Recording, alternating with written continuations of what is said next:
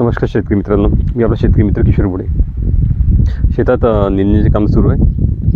बाहेर गावून खूप दूर बाहेर आणावं लागते आम्हाला. तर काय करता इथे आपण काय केलं होतं, ह्या प्लॉट मी मागच्या वर्षी गहू होता आणि आपण काय केलं होतं, गहू जिथल्या तिथे गव्हाचे काडं हे केलेले होते, जिरवले होते. तर इथलं आता असं आहे मित्रांनो की गव्हाचे काड कसं राहते की ही वस्तू सोडायला जड राहते. तर वस्तू सोडायला जेवढी जड तेवढी आपल्या जमिनीसाठी चांगली, ही आपली संकल्पना होती. तर आपण काय केलं होतं की आपण इथल्या इथे पूर्ण काळ जमिनीतल्या इथल्या इथे जिरवले होतं. फक्त त्याला काय होतं, मग ॲडिशनल वस्तू जर सडत राहिली तर तिथे काय करावं लागतं की हे बघा, इतक्या प्रमाणात जसे गव्हाचे हे काढ होते समजायचे. तर ही इथल्या इथे जे कुजत राहिलं तर काय होतं की मोठ्या प्रमाणात इथलं नायट्रोजन जमिनीतलं ते घेत राहतात. वस्तू म्हणजे कुजण्यासाठी जेव्हा घेते तेव्हा ही मोठ्या प्रमाणात नत्र जमिनीतलं आपल्या घेत राहते. तर आपल्याला ॲडिशनल नत्र जमिनीत टाकावं लागत होतं. म्हणून आपण काय केलं होतं की घेतानीच आपण 2 तास सोयाबीन, आपल्या 2 तास तुरीचे, तर 3 तास सोयाबीनचे घेतलेले होते. ॲडिशनल अजून नत्रासाठी आपण काय केलेलं होतं की आपल्याकडे लेंडी खत राहत होतं. तर आपण त्याच्यावर काय प्रक्रिया करून आपण काय केलेलं होतं की लेंडी खत आपण असं जमिनीत मिक्स करून दिलं होतं पूर्ण. हे बघा, हे लेंडी खत बघा, हे बघा, हे पूर्ण जमिनीत लेंडी खत मिक्स करून दिलेलं होतं. तर त्याच्यामुळे काय झालं की थोडंसं नायट्रोजनच्या लेंडी खतांनी पण पुरवठा होत गेला. बाकी तर निसर्गातून आपल्याला काही ना काही नायट्रोजन मिळत राहतं.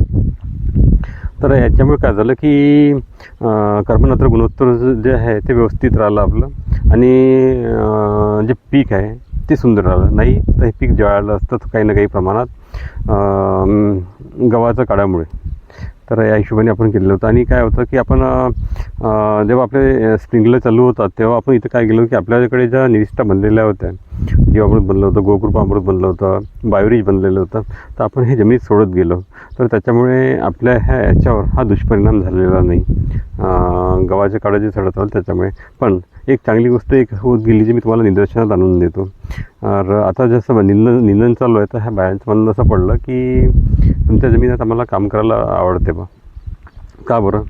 की आमच्या हिऱ्याला त्रास नाही आहे, आम्हाला त्रास नाही आहे, सहज कोणता पण तण आहे ते सहजरित्या उपळून येत आहे आणि हिऱ्याला त्रास जात नाही आहे बा.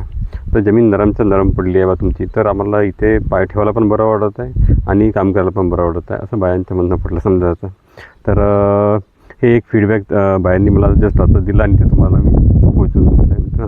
तर काय झालं मित्रांनो, बायोमास जे आपण जमिनीत इतक्या प्रमाणात जर ठेवत गेलो त्याच्यामुळे काय झालं की जमीन आपली जी भुसभुशीतपणा जी आली आहे, तर पूर्ण ही जर तुम्ही जर जमीन जर बना ती नुसती हाताने अशी एकदम भुसभुशीत रवाळ आणि मातीला असा सुगंध येतो. तर हे एक काम झालं. ते कशामुळे झालं की आपण जे डब्बीची काडी लावणं बंद केलं पूर्ण शेतात म्हणा, कुठे म्हणा, दुऱ्या झाडावर म्हणा, तर त्याचं हे बेनिफिट आज आपल्याला हळूहळू मिळत आहे की आपली जमीन सूक्ष्म म्हणजे मायक्रो ऑर्गॅनिझमनी पूर्णतः परिपूर्ण झालेली आहे. कणाची जी रचना आहे पूर्ण, ही बघा, कणाची रचना दुरुस्त झाली आहे, जमिनीचा पोत दुरुस्त झाला आहे. सेंद्रिय शेतीतूनच आपल्याला शाश्वततेचा मार्ग मिळणार आहे मित्रांनो. आणि